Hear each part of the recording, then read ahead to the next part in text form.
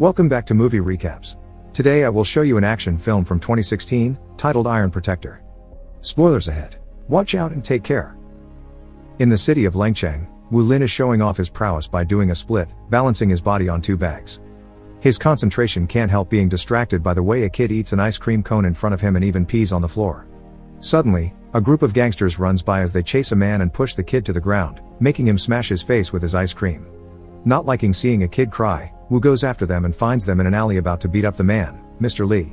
The gangsters see him and attack him, but they are no opponents to Wu, who is a martial art expert wearing iron boots. One by one, he knocks every single gangster out, and Mr. Li wants to pay him for his rescue, but Wu ignores him and leaves, unaware of a last gangster watching everything from a car. He returns to the street where he left his bags and suddenly finds himself surrounded by cars and a bunch of bodyguards. When their boss comes out too, things are tense for a moment before they hug. This is Jiang Li, Wu's fellow apprentice who has always been like a brother to him. Wu is invited to have dinner at Jiang's place, where Jiang praises how much Wu's skills have improved and asks about their master, who he holds a grudge against. Unfortunately, Wu only has bad news. Their master has died, and he has brought his ashes in an ash urn. Jiang cries over his loss. Sometime later, while Wu goes through his daily exercises, Jiang remembers the time their master kicked him out for having used the iron boots without his permission. Jiang never has understood why Wu deserved the boots, but he didn't. Meanwhile, the gangster from the car goes to see his boss Mr. Fu, who is dealing with a crying man. Mr. Fu thinks traitors' only fate is extermination, so the gangster shoots him before throwing the body to their pet tiger. The next day, Wu goes with Jiang to check out his bodyguard company. His iron boots trigger the metal detector, but Jiang vouches for him and allows him to keep them on. Today they have a new client, Mr. Li, head of the richest family in the city and the same man Wu had saved.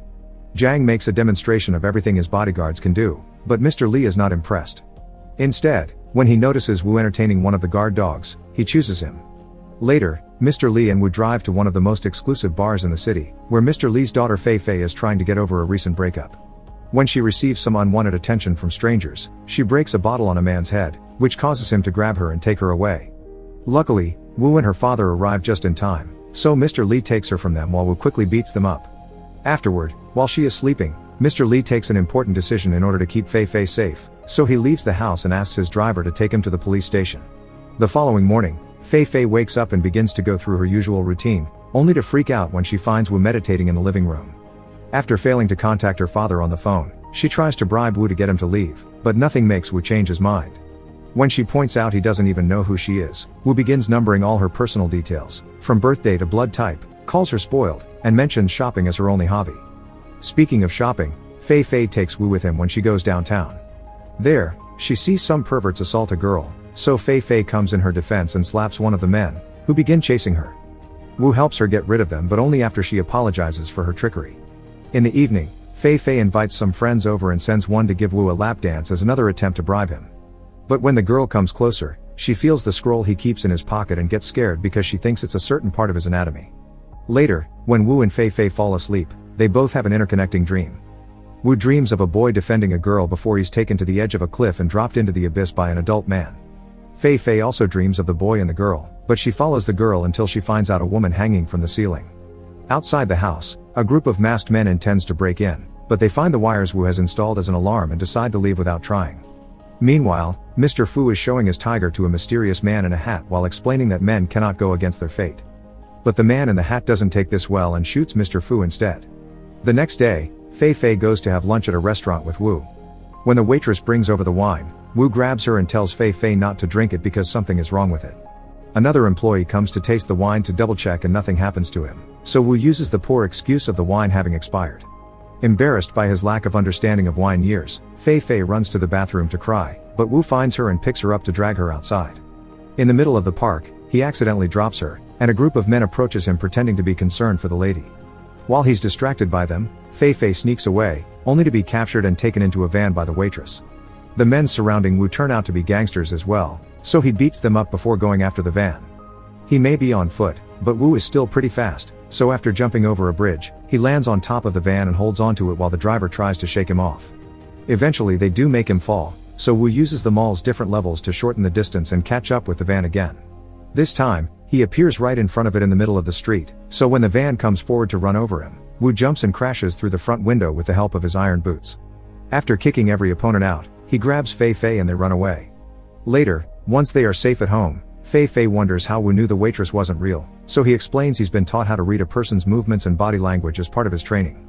Fei Fei confesses she doesn't like bodyguards because she's been around them since she was little, but Wu isn't so bad. When she goes to bed, she can't help crying over a picture of her family which is lacking her father's face. In the meantime, Jiang meets with the gangster from the car, who is now working for the mystery man with a hat. That man has sent a message to Jiang: success requires sacrifices. Back in the house, Wu remembers his childhood. His master found him on the tree he landed on after being thrown off the cliff and immediately adopted him as his apprentice because his body had already been unique even back then, as if he had been born to practice the iron kick.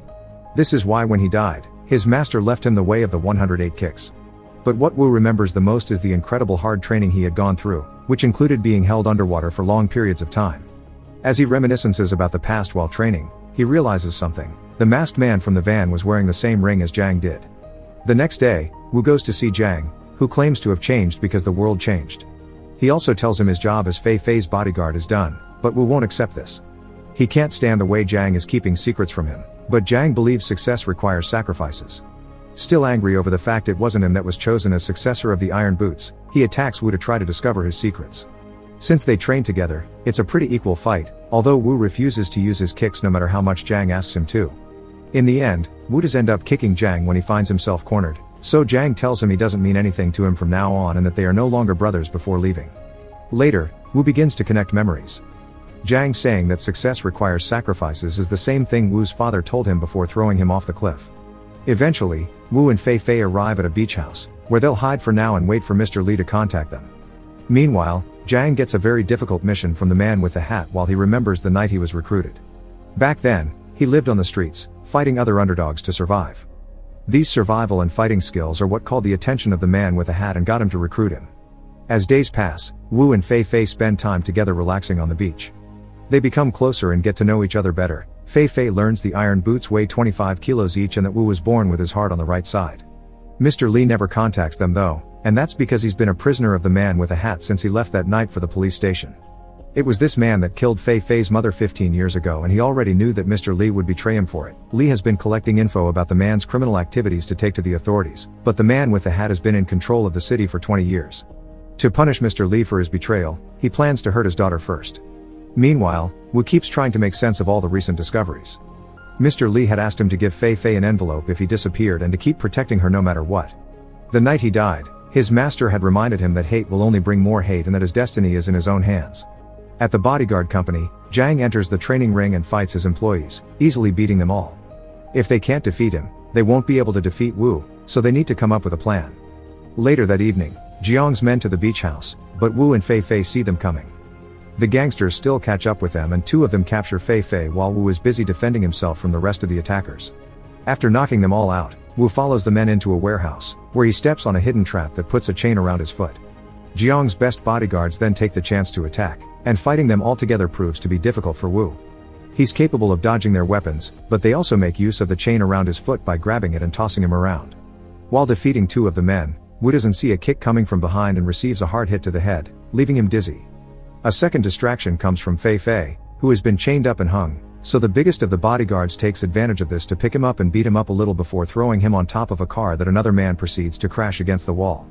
Wu falls unconscious for a few minutes and wakes up in the middle of the forest, where the gangsters begin hitting him with shovels in front of Fei Fei and Jiang. While watching his friend get beaten up, Jiang remembers how they used to help each other as kids, and the promise he made to come back once he reached success. But success requires sacrifices, so Jiang punches Wu and pushes him into a grave that his men proceed to fill up while he cries. While the man in the hat reminds himself nobody can escape fate and shoots Mr. Fu's tiger, Wu remembers his underwater training. He's still holding his breath while buried underground, so after a good amount of effort, he manages to dig up and come out of the grave. He returns to the beach house and opens Mr. Li's envelope for Fei Fei, which is a video of himself explaining that he has cancer and he will be gone soon. This is why, before dying, he wanted to take revenge on his wife's killer and keep his daughter out of the mob war. Finally putting all the pieces of the puzzle together, Wu decides it's time to take off the boots. He also cuts his hair and changes his old clothes for a suit. Wu travels to the bodyguard company, where he forces the door open and goes through the metal detector without triggering it because he isn't wearing his boots anymore. The company's bodyguards are waiting for him, but now that his boots aren't holding him back, Wu's body has become much faster and stronger, so it's extremely easy for him to defeat them even when they come at him at the same time. They only become a problem when they take out the riot shields, so Wu gets inside the training ring to force them to come in smaller numbers, that way he can beat them one by one. Next, Wu goes to the offices, where a guard is watching over the entrance. He defeats him too and uses his finger to open the door, behind which he finds the bodyguards from the warehouse. Now that he's more powerful, he easily beats them in minutes before moving on to the last room. There, Mr. Li and Fei Fei are trapped inside a cage. Zhang watches him while showing the iron fists he made for himself, and the man with the hat talks to him, confirming Wu's suspicious. He is Fo Mian, Wu's father who threw him off the cliff. That day, when Mr. Li confessed to Fo Mian that he was having trouble with the police, so Fo Mian decided to hurt his daughter as punishment. But Wu jumped in to defend Fei Fei and scared a wolf with just a look. Scared of the kid's prowess and remembering Mr. Fu's words about fate, Fo Mian decided to sacrifice his son in exchange for success. Fo Mian thinks Wu should be thankful because thanks to that sacrifice Wu met his master and learned Kung Fu. He can't allow him to get in the way though, so Fo Mian orders his man to shoot Wu. He's saved by Zhang, who stops the bullet with his iron fist and confronts Fo Mian. Burying his brother is sacrifice enough for the help he got to build his company, so now they're even. Zhang doesn't have to obey him anymore. Then Zhang proceeds to fight Wu. Their skills are very similar and Zhang manages to land a few hits on Wu, but Wu is still more powerful, and he defeats his friend by breaking his leg. As punishment for his loss, Zhang is shot, and he dies calling Wu brother again and admitting he deserved this. The gangster shoots Wu next, but he doesn't know his heart is on the opposite side, so a bleeding Wu manages to get up and kick him away. Then he goes after his father, who goads him into killing him, but Wu remembers his master's words and decides to end the circle of hate here. After freeing Mr. Li and Fei Fei, the three of them leave Fo Mian and his obsession with fate behind. A few weeks later, Fei Fei visits his father's grave while Wu goes back to the cliff he had been thrown off to scatter his mater's ashes. Make sure to subscribe and turn on notifications so you can watch more videos like this. Thanks for watching.